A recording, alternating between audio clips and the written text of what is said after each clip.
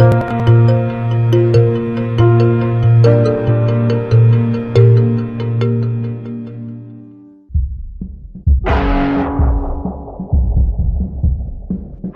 computer hacker group Anonymous is claiming tonight that it took down the website of the Federal Appeals Court in San Francisco this afternoon. They took down Senate.gov servers. They've taken down HB Gary. Sony's claiming they did $150 million worth of damage. So many confidential files that tonight, because of these hackers, can be in the hands of anyone. Visa, MasterCard, the PayPal situation. The criminals who hacked into Sarah Palin's private email. The Church of Scientology says Anonymous is a cyber terrorist group of religious bigots. Anonymous and this other group called Lulz Sec. They seem to be wanting to prove a point. Anonymous kind of was like the big, strong, buff kid who had low self-esteem. And then all of a sudden punched somebody in the face and was like, holy shit, I'm really strong. And Anonymous calls itself the final boss of the internet. And sometimes it proves to be really fucking true. You are going to violate the freedoms of the internet, you certainly better watch the fuck out. They are kind of the rude boys of activism. There's a real rough edge to them, which I think also is one reason why they garner so much love and hate from people, too. They represent a certain sort of chaotic freedom. Individual, young, nameless, faceless folks are having geopolitical impact. I mean, it's both exhilarating to realize that and terrifying to realize that. It kind of depends on how that power is wielded. We are Legion. Please do not forget. Expect us.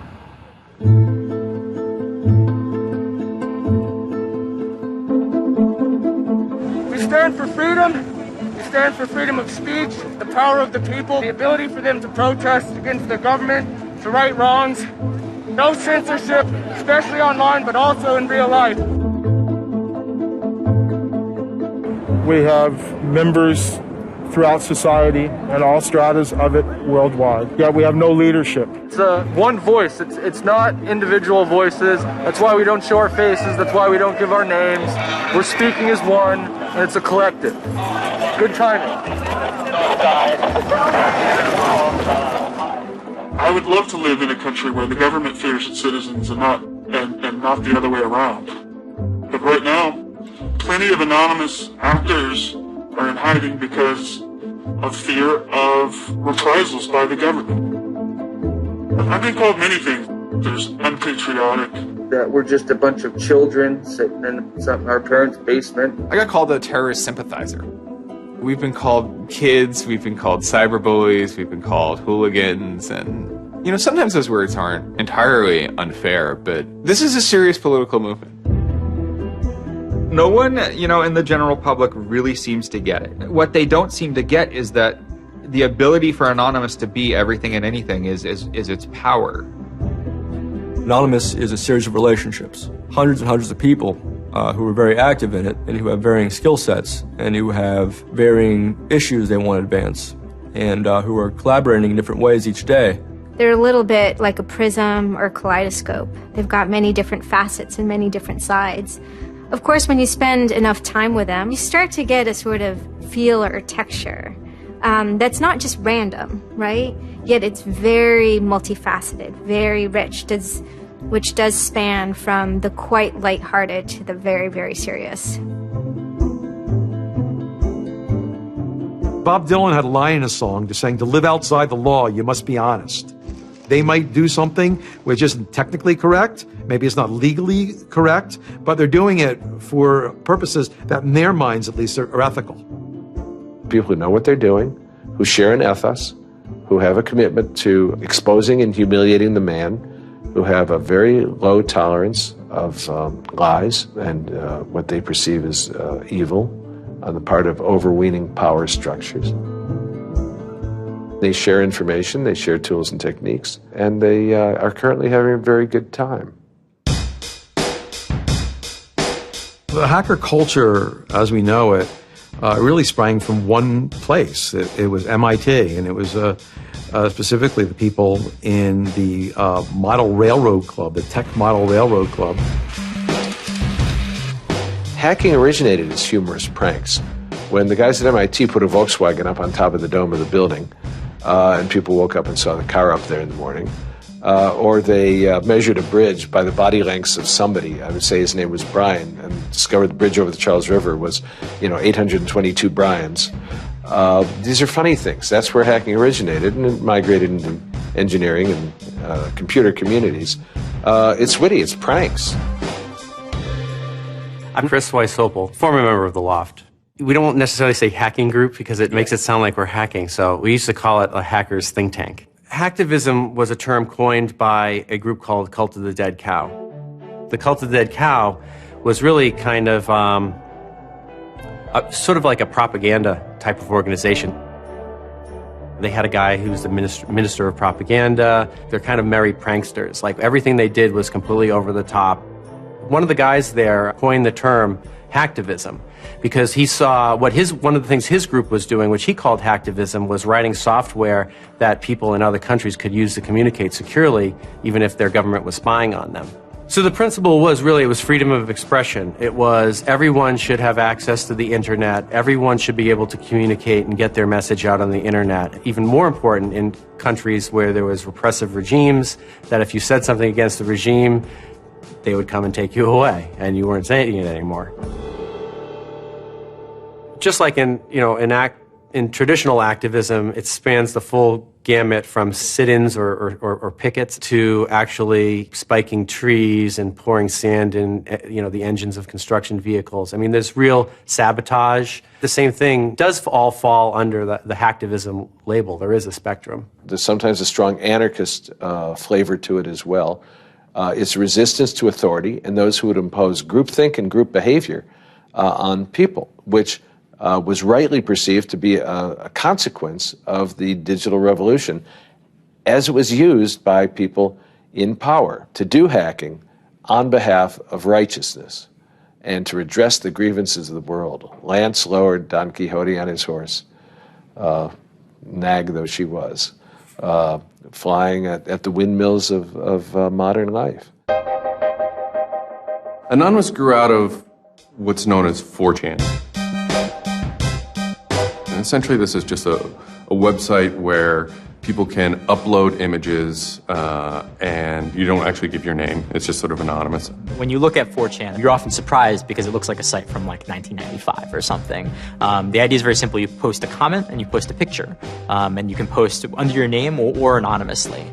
And it's separated into boards about particular topics. So there's a topic on anime, there's a topic on weaponry. There's like a 4chan board for origami, and you just upload interesting pictures of origami.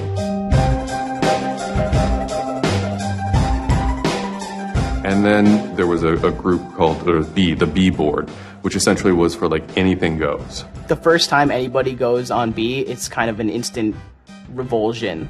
Because there's never a time that you go on there where you don't see something horrible. That instantly puts off a lot of people. The idea is post something that can never be unseen. Half of the posts on B are there specifically to make people not want to come back to B. It's what you get when people are allowed to express themselves with absolutely no restriction whatsoever. It's the kind of sum of human imagination, and people can get together and think together without any limits or parameters. It's the most vile, disgusting, and funny thing on the internet.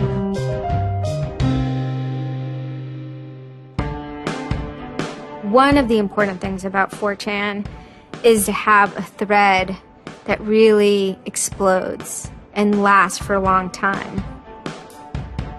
If it doesn't, then it disappears. It's a site that's not archived. So it creates conditions for anything that grabs attention at some level. And so humor and grotesqueness as a result are quite good for that. I'd rather just be referred to as anonymous, I guess, in any interviews, because I have some docs out on me. 4chan's just where I went to. I grew up on it, and I lived there. That's just what I did for fun. It takes a thick skin to enjoy it. But, as long as you're not offended, you'll occasionally come into something really cool or really creative on 4chan. I think the most interesting thing about it is how you can watch memes evolve. You'll see something posted one day, and then a week later it's got 50,000 derivatives of it. A meme is basically just an idea. It's kind of like a gene, but in the realm of the idea. A lot of the great internet memes that we all know and love, you know, lolcats, right? You know, little cats doing funny things, and then they have, you know, Icon has cheeseburger, right? All that stuff seems to start in this like petri dish that is 4chan B-board.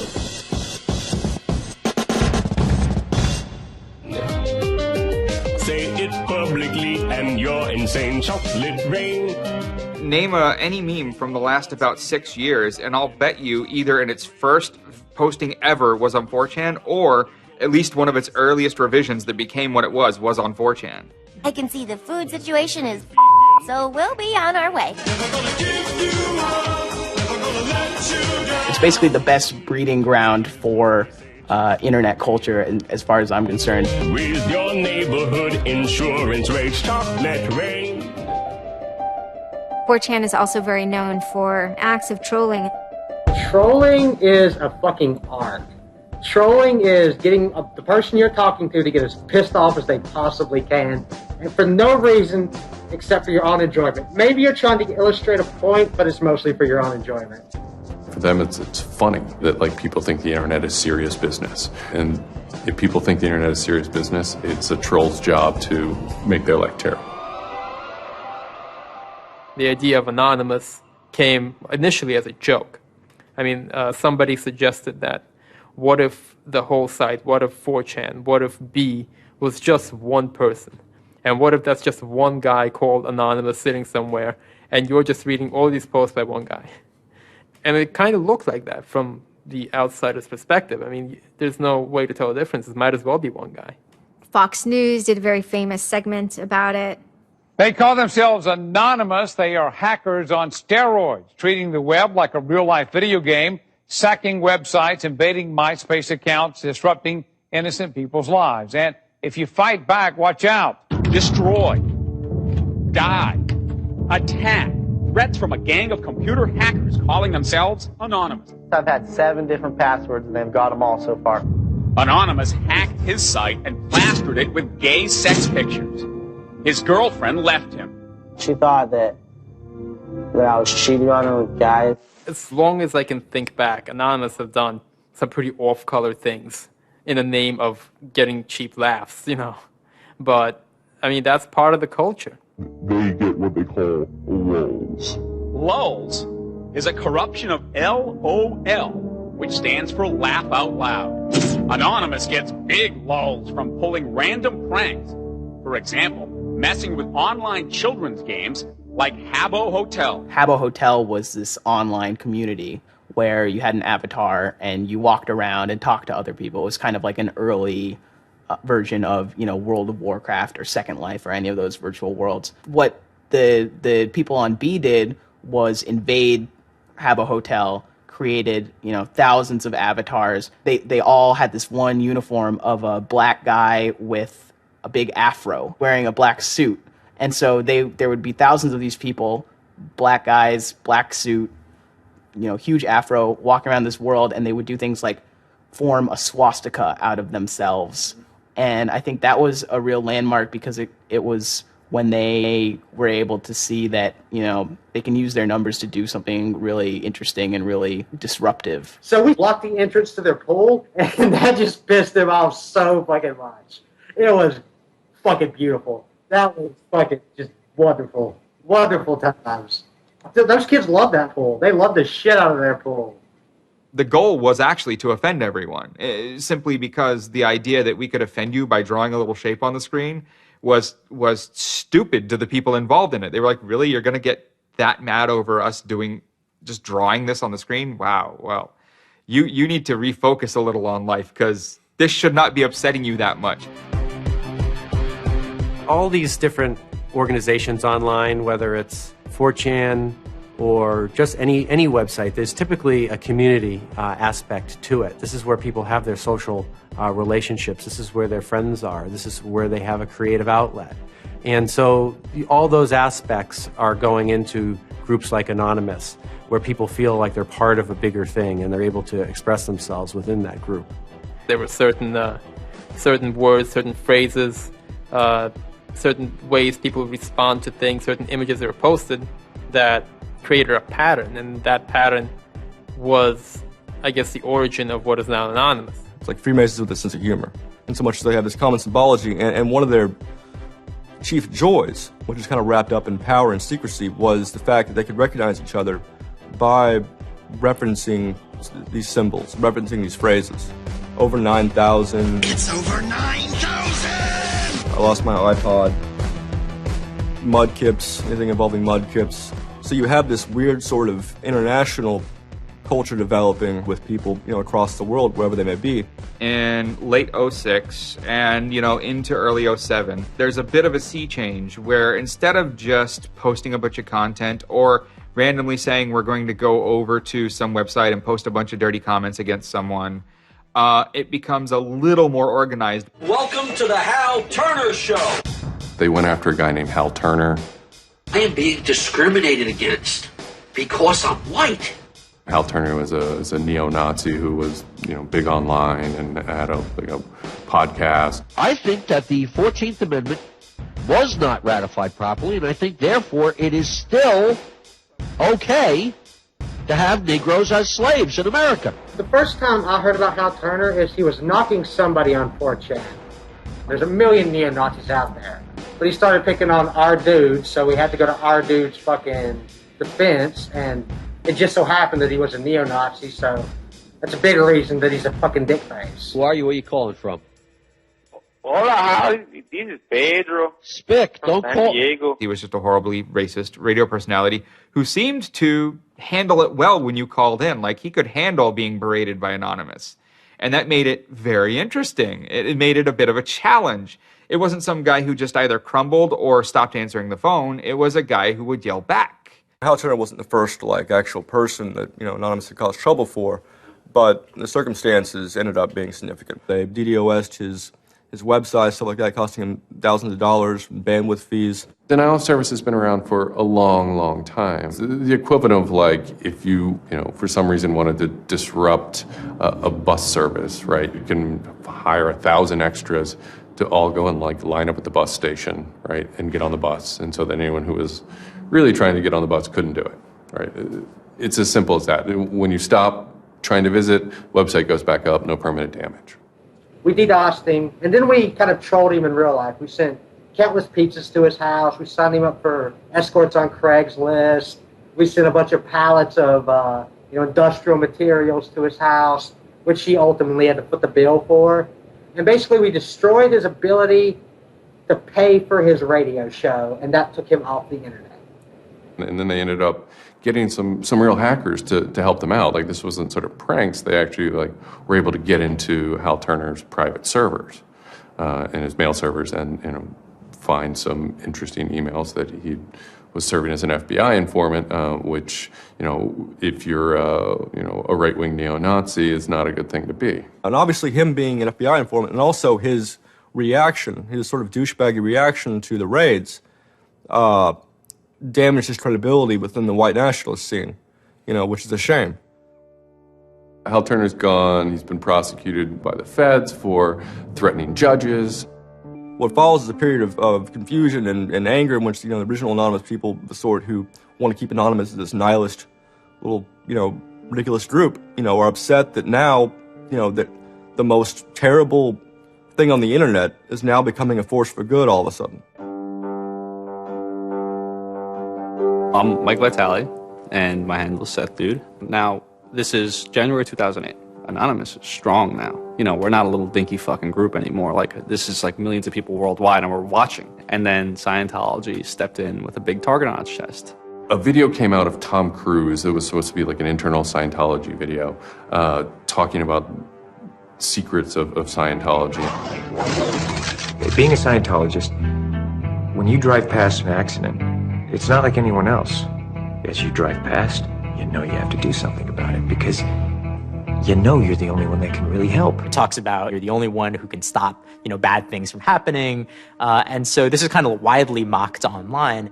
It circulated like wildfire. Instantly, the Scientologists post a DMCA, Digital Millennium Copyright Act. And this is a way that if you own content, you can go to video sites, upload sites, and have your content pulled when someone uploads it illegally. Scientology's always at odds with the internet, always trying to legally bully people out of fucking them over on the internet.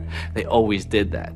And then here they are trying it again, but you know what? Anonymous saw that, and they said, oh, you guys just fucked around badly. Like, you're trying to censor our internet. Like, are you trying to take a joke away from Anonymous? Like, you don't do that. A few people on 4chan posted, hey, we should grab that video and post it on a few other sites. So what followed was, this is a term called the Barbra Streisand effect. And this video, as they're attempting to suppress it, went everywhere. Like, everywhere you look on the internet, you were gonna stumble upon this video. Actually, Gawker, the site that I worked for, was, I think, the first one to put it on the website, and we got in a huge legal battle with Scientology, who wanted us to take it down.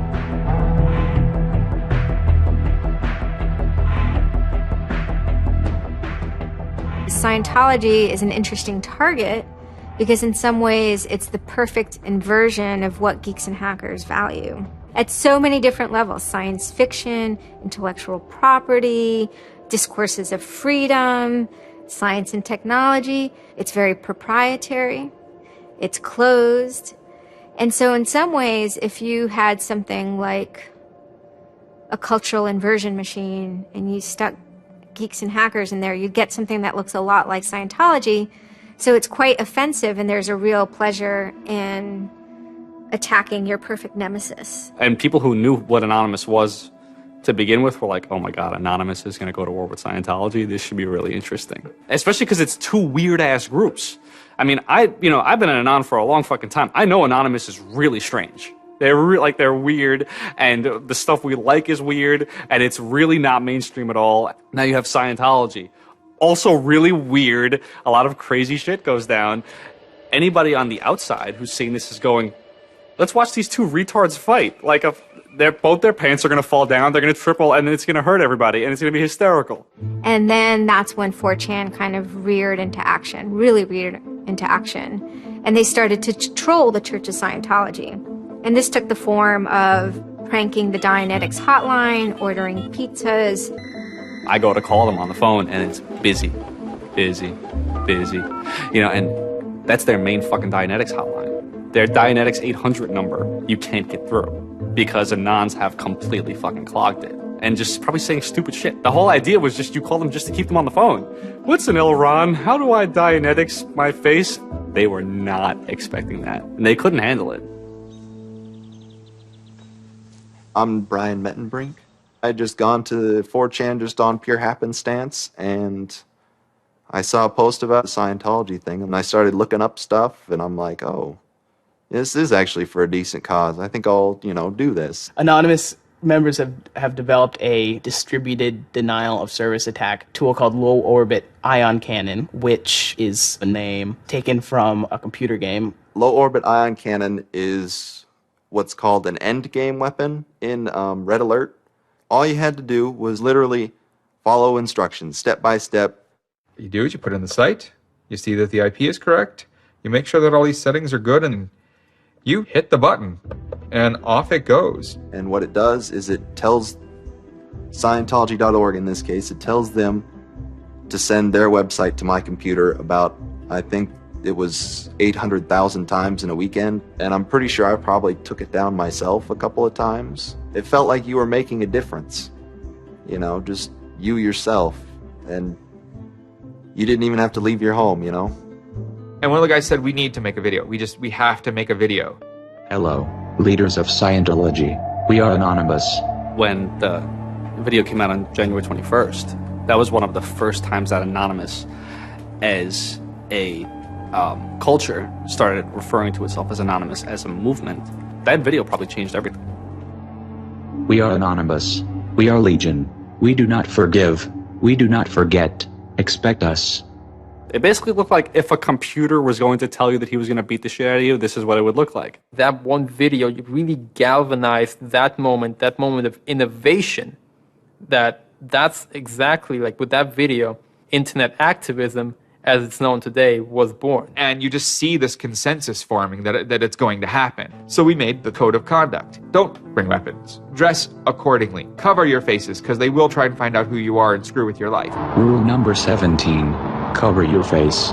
This will prevent your identification from videos taken by hostiles. Scientology has a history of harassing, stalking, and just generally doing horrible things to its critics.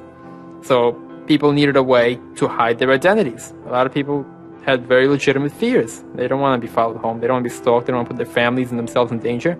Everyone was going, well, we're going to wear a mask. What's the only fucking mask that we all already know or have a joke about? And it's the Guy Fawkes mask. You see the movie V for Vendetta, the ending scene where everyone's wearing the Guy Fawkes mask. That is very reminiscent of what Anonymous thinks Anonymous is.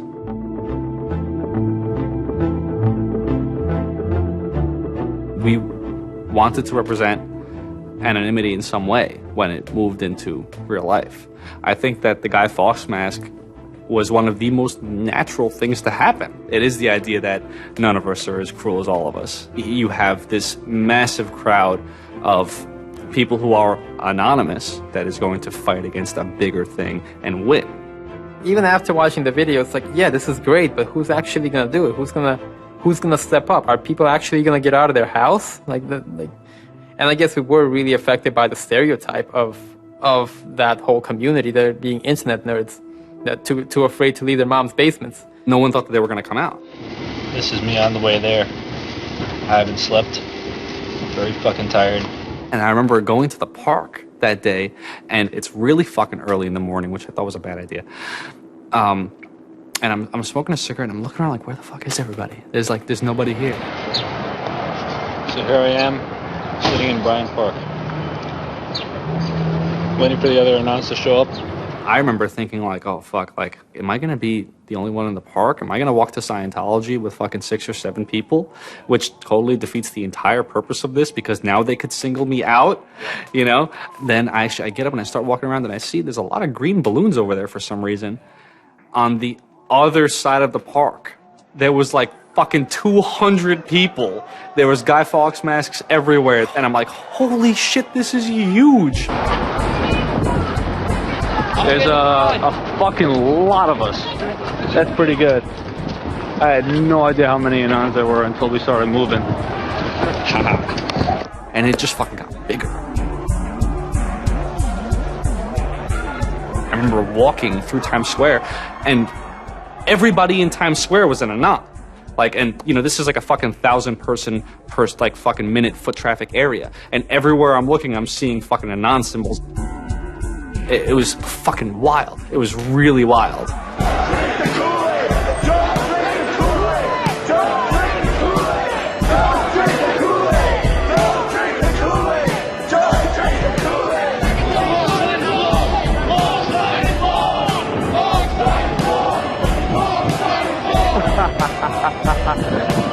This is our fucking race. Hell yeah! So we start getting numbers in. And Sydney. We're thinking that it's going to be 50 people. And before 10 a.m., before even time, there's already 50 people there. And there's still streams of people walking down the streets. A couple hours into it, because I didn't go to bed until 1 in the morning, you're looking at Sydney as, wow, there's 250 people in Sydney. The cops are estimating higher than that for their reports. What just happened? Adelaide, Perth, and Melbourne happened. And, over 200 at each of them. We nearly broke 1,000 leaving Australia. Now, the next protest was Tel Aviv, which had actually gotten its first Scientology building right before this. There were Palestinians and Israelis at this protest, both holding their flags, and at one point they actually switched flags and held up each other's flags and whatnot. It was awesome to see. I call our guy in London, Britanon, and I say, hey, what's going on there? And he's like, did you just get out of bed? I said, yeah, I haven't even turned on the computer. I just figured I'd call you. And he said, we've got 600 people, and the cops are really, really mad at me. All the major cities were having hundreds of people come out. It was massive. Clearwater had like 300 people. I don't think anyone beat out LA. I think LA had over 1,000 people. We are Legion! We are Legion! The thing that happened was something completely different, and hundreds of people from every city just swarmed the streets. It was kind of overwhelming, a little even scary, but scary in a good way. Soon, we're at around the 10,000 mark, and we were joking the whole time, over 9,000, one of those memes. It was too surreal. It was not believable. You go by what name? We are anonymous. It was very empowering, especially after people saw the thousands of people showing up. This was it. We owned the world at that point. We all met each other. The idea of an Anon is you're fucking alone until you get to 4chan, and then these people all think like you, And all of a sudden, you're not alone. You are with fucking 500 others, They all know the same jokes as you. They all clearly have similar interests as you. Here's your culture. You meet your own people finally. It's perhaps a little surprising. It's not just preteens or teenagers. There's a far more even mix of males and females than you would imagine otherwise. And there were a lot of these so-called guys who weren't socially good. They were very awkward. They still lived at home at 23, half of them virgins. And I'll tell you, the amount of those people who got laid from these protests happening is in the thousands that would not have for years probably. That's why those protests were so important. It was a chance to finally meet other people that were previously anonymous and unknown, and hence it was the moment of the end of their anonymity. Scientology, they kind of fought back, so to speak. They posted stuff online. While claiming they are peaceful, in less than 3 weeks, anonymous members made or encouraged 8,139 harassing or threatening phone calls, 3.6 million malicious emails, 141 million hits against church websites, 10 acts of vandalism, 22 bomb threats, and 8 death threats against members and officials of the Church of Scientology. They wanted to find me. They did.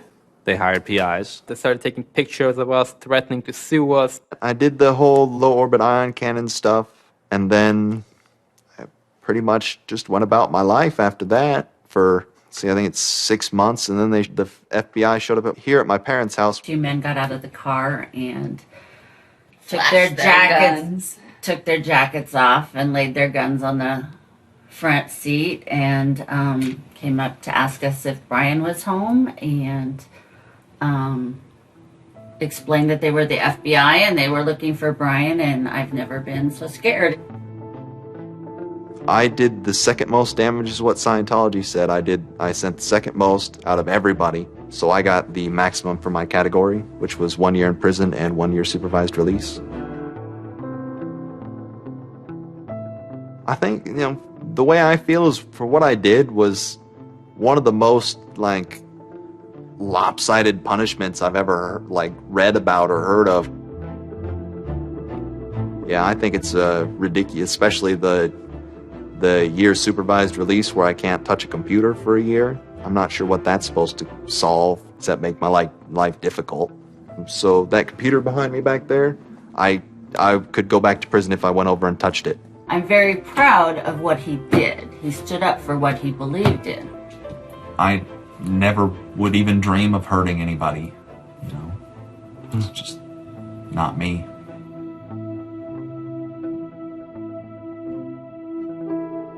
Prior to Anonymous, critics of the church still had to be very, very careful because of the aggressive lawsuits that were launched against academics, journalists, and other critics. I would say that era is over. And Anonymous, more than any other sort of intervention, is probably responsible for that change. This actually caused a decent rift in Anonymous. There was one big group, significant group of people who would say, this Chanology stuff, it's cancer, it's awful, it's bad, it's just bringing attention to us that we don't want. One Anon said it well once. There is no leader. Their ops have momentary leaders, de facto leaders. Almost through meritocracy, there's more respected or more persistent participants. Some people participate in a single operation and are never heard from again. It might even be a housewife who just, agrees with that political statement or that protest. I like to describe this with the picture of a bird swarm. Everybody's flying very, very quiet. Suddenly, one bird flies into the other direction and the mass fly into the same direction, following that person. It's totally okay to say, I'm sorry, I don't take part. When Chronology was running full force, it was like a kid stretching for the first time and actually seeing the real power. If you had asked me all throughout 2008 and most of 2009, is the politics of Anonymous always going to be sutured and hinged to the Church of Scientology? I would have said yes. And it became unsutured, unhinged, when a different political wing was born in 2010.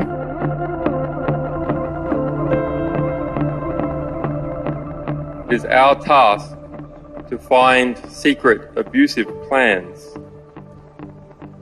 and expose them where they can be opposed before they are implemented. The interesting thing about someone like Assange is that he actually also sprang from a hacker culture. It's a mentality of spreading information. Julian was Mendax.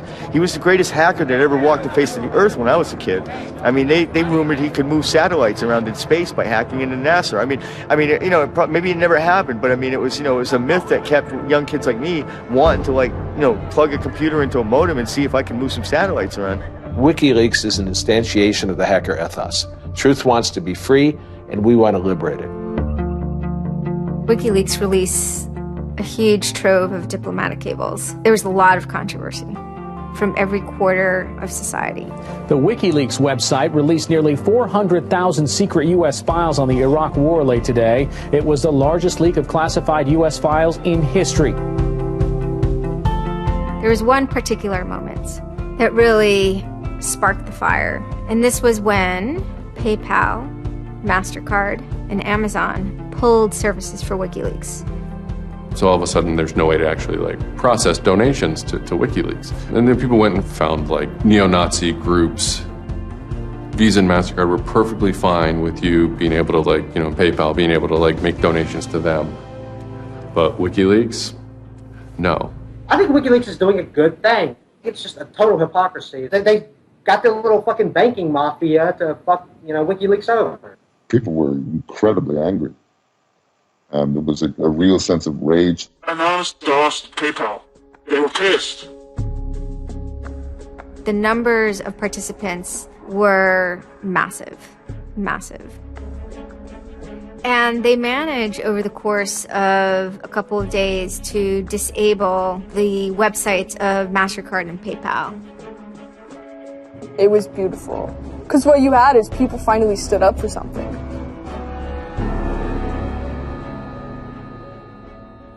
My name's Pete Fine. You can call me an internaut or a hacktivist. Telecomics is an ad hoc cluster of volunteer net activists who have spent much of the last year trying to keep the internet running in the Middle East. In kind of the lead up to the Egyptian revolution, we would tweet on people's behalf. We would get people from Egypt who were unable to access Twitter on their own on our IRC network, and we would take reports from them and tweet them out using our account to kind of help them get the word out about what they were experiencing. Some of this shit is personal. And one of the things about the movement as a whole, when Egypt rolled around, is that Egypt broke us emotionally. Watching in real time with live feeds that we helped set up, Egyptians get massacred with machine guns. It was different, and I have never in cyber activism wept before. It's never bothered me like that. It's never been able to touch me the way Egypt touched me. And then January 27th, January 28th rolls around, and the Egyptian government starts shutting down the internet. I mean, just for the whole country. The whole country. There's this fantastic traffic graph that you can see the traffic coming out of Egypt, and it looks like, like this, and it goes like that. Just totally stops. And we were just shocked. I mean, we were just like, what the fuck? Like, what the fuck? To think that a country would completely cut itself off as much as it was able to from the outside world was pretty unthinkable. We know bad things go on in the dark places. That's the kind of thing that could start riots. I think when Mubarak did what he did, I think it really upset people here as well as in the Middle East. I put myself in their place, and I found myself in a desert of nothingness because he just wiped out everything that my world incorporated. That just showed me and everybody else that the same thing can happen at any time, at anywhere, in any government. Anonymous and the people on the internet stood up and said, go fuck yourself. You want to shut down their internet? Fine. The people on the internet will show them how to turn it back on. A lot of my friends helped with encryption, helped people on the ground in those countries validate SSL keys and certificates, and really showed them how to subvert their government and become free. And then Telecomics started to tweet connections to the internet, dial-up connections. In Egypt, the care package we put together included some kind of our comms information, the ham radio and dial modem details. In total, we helped coordinate and run about 500 dial-up modem lines. We also Googled up treatments for tear gas and other kind of basic medical treatment and found folks who could translate that into Arabic. Sort of put this together in a nice one-page PDF and fax, and off it goes. President Hosni Mubarak has decided to step down from the office of President of the Republic.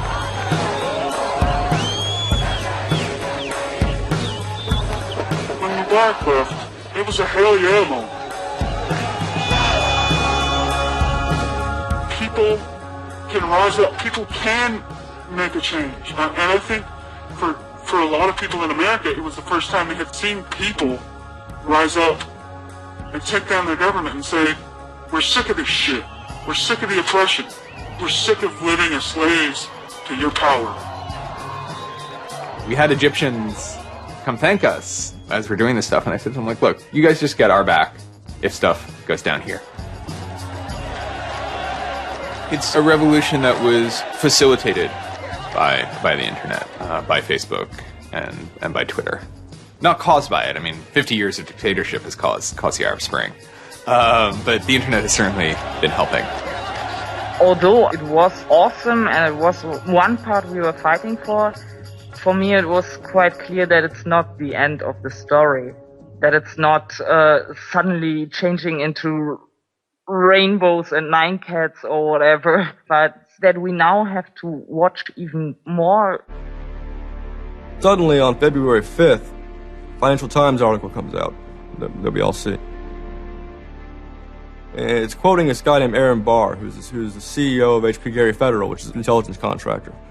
And Aaron Barr is telling his Financial Times journalist, Joseph Min, that he's been secretly monitoring the AnonOps server where all this is going on, and has done so for several weeks, and using his own custom brand of information operations techniques, has managed to identify the alleged leadership of Anonymous, including 25, quote, lieutenants, unquote, some sort. We have to see this document. Everyone wants to know. We don't need to destroy him. We don't need to destroy his company. So they get it. It was unbelievably easy to get into that network. Now, to put that in hacker terms, Anonymous is a hornet's nest. And Barr said, I'm going to stick my penis in that thing. The HB Gary hack brought about 70,000 emails. Probably the most important ones had to do with a proposal that HB Gary had already formulated. It was packaged up as a nice PowerPoint presentation. Kind of act as privatized agent provocateurs, where they were going to discredit WikiLeaks. HB Gary was proposing submitting fake documents to WikiLeaks, and then when discovered as fake, the error could be called out and it would discredit WikiLeaks. Right.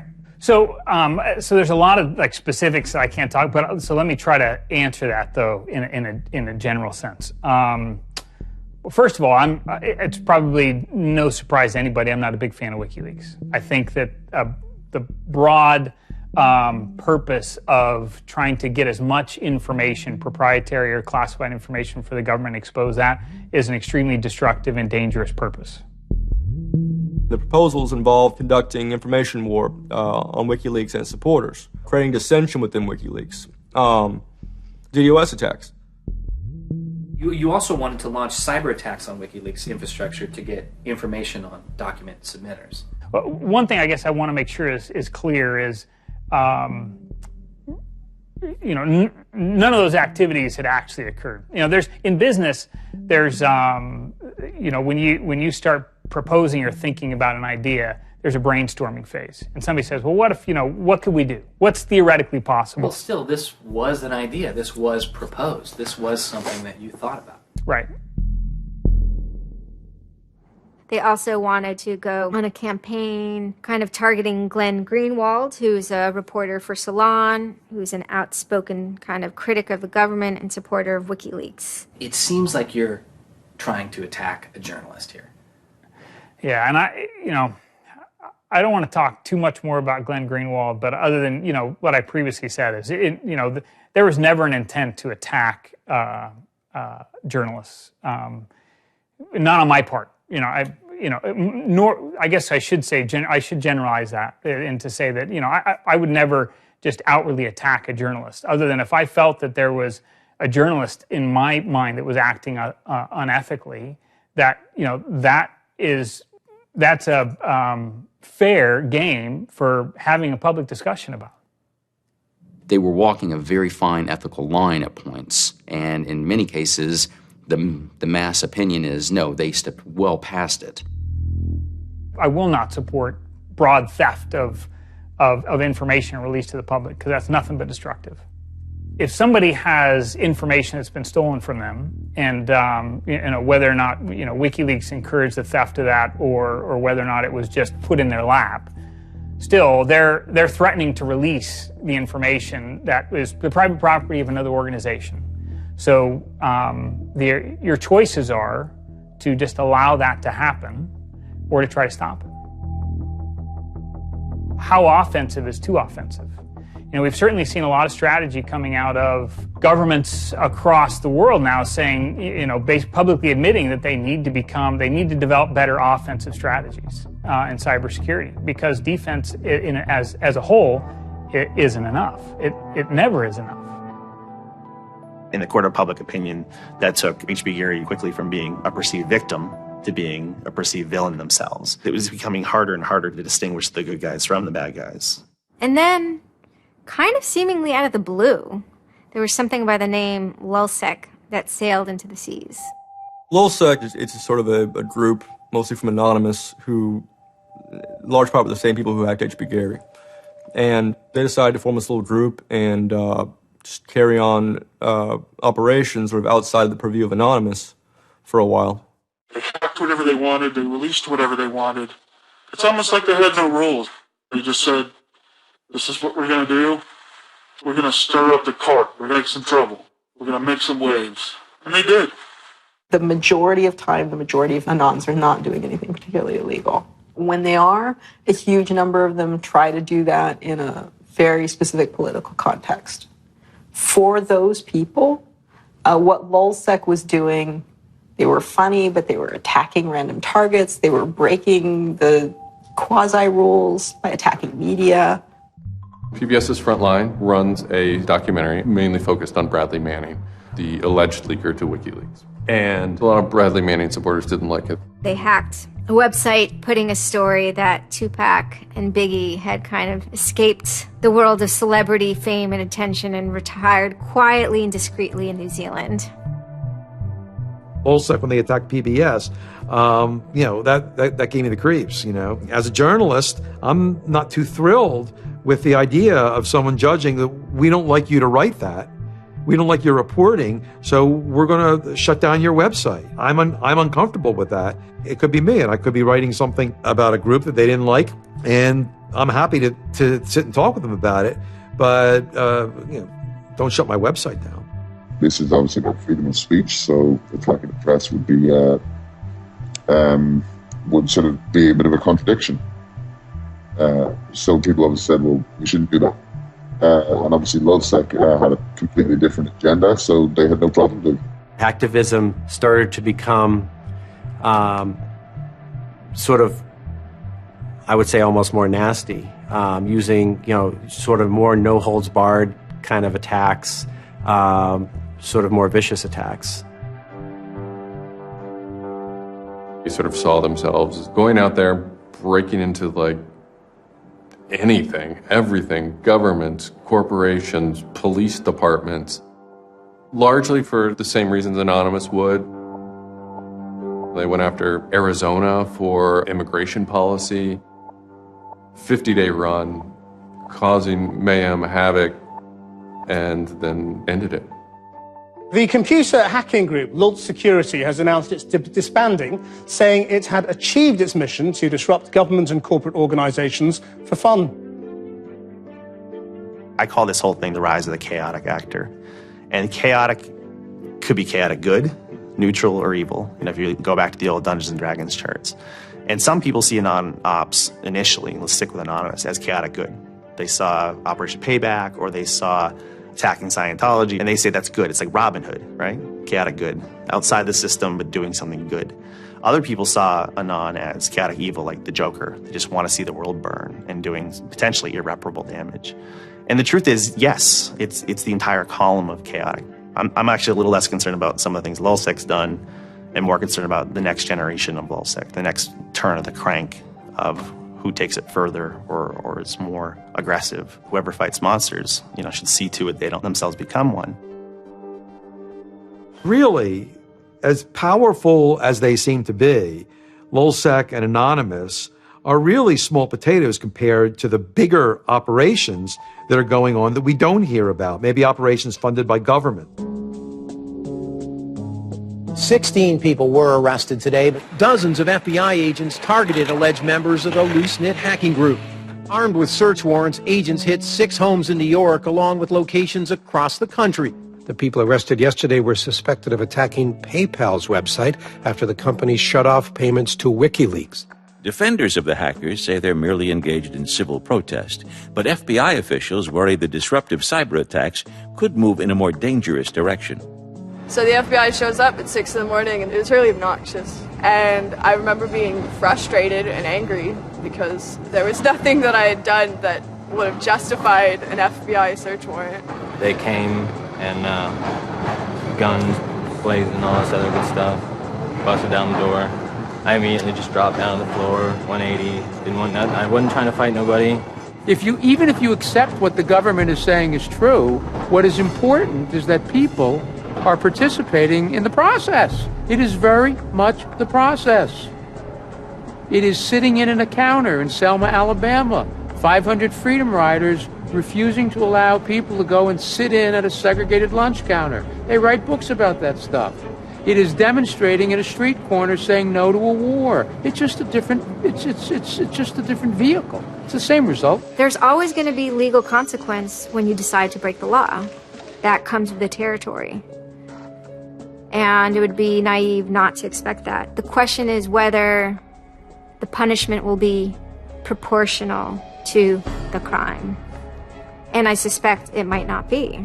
People will be watching very closely to see how these cases proceed, on what grounds, and whether there's any room during the trials to think, especially of the denial of service attacks, as a legitimate form of protest. So much of our lives are now configured, at least in part, on the internet. So we better start thinking about how we claim parts of the internet as spaces that we can also protest in. There is a certain online culture that believes in certain values, like freedom of expression. They're against corruption. They're against governments controlling their citizens. And when they see those values harmed in some way by some organization, the hacktivists strike back. I don't think this whole issue is a technical hacking thing. This is more about human philosophy and psychology. What's motivating us? Why is there so much unrest or disenfranchisement or anger that would lead people to want to take matters in their own hands and join these? Whether you think it's bad or not is irrelevant. It's not going away. The part of me that likes the ability to have rapid destabilization and change loves this. The part that knows how powerful it is means it's a force multiplier for good or for evil. And how that power is wielded and how we want to self-regulate is going to be the most deciding factor in if this is a menace or a benefit. I certainly don't think most of the conversations in law enforcement or the government are informed enough to know how to deal with this. I suppose the question you really want to ask is, would I do it again? And honestly, after thinking about it, I felt that I did what was right. I had a belief, I still do, that what I did was the right thing, and hopefully someone got some good out of it. You know, I'd love to think that maybe I stopped someone from joining a cult. You know, probably wouldn't tell on myself next time, but you know, I don't think I would have changed a single thing other than the whole talking to the FBI thing. Just that little Yeah, just the little detail that kind of changed everything. Yeah. I'm angry. Occasionally I have small breakdown moments of terror. But I haven't stopped believing what I believed. I haven't stopped wanting to fight. I haven't stopped caring. Show me what democracy looks like! Show me what democracy looks like! There's a lot of people in Anonymous who feel very deeply and very sincerely about their contribution towards democracy around the world. And I think that's one of the main things that I'm most proud of about Anonymous. There are things that I'm not proud of about Anonymous, but we stand against censorship and we stand against oppressive governments, even our own. It's a very noble thing. And history teaches us that change simply doesn't come with flowers. It doesn't work. If they say I'm a criminal, damn, well, then I will be one. I don't care if you're a Democrat or a Republican or an independent or if you like Ron Paul or if you worship pigeons or Scientology or if you're Catholic or atheist or Methodist. I don't care about that. Your opinion matters. I don't care if I disagree with it. I don't care if I hate your guts. Your opinion matters.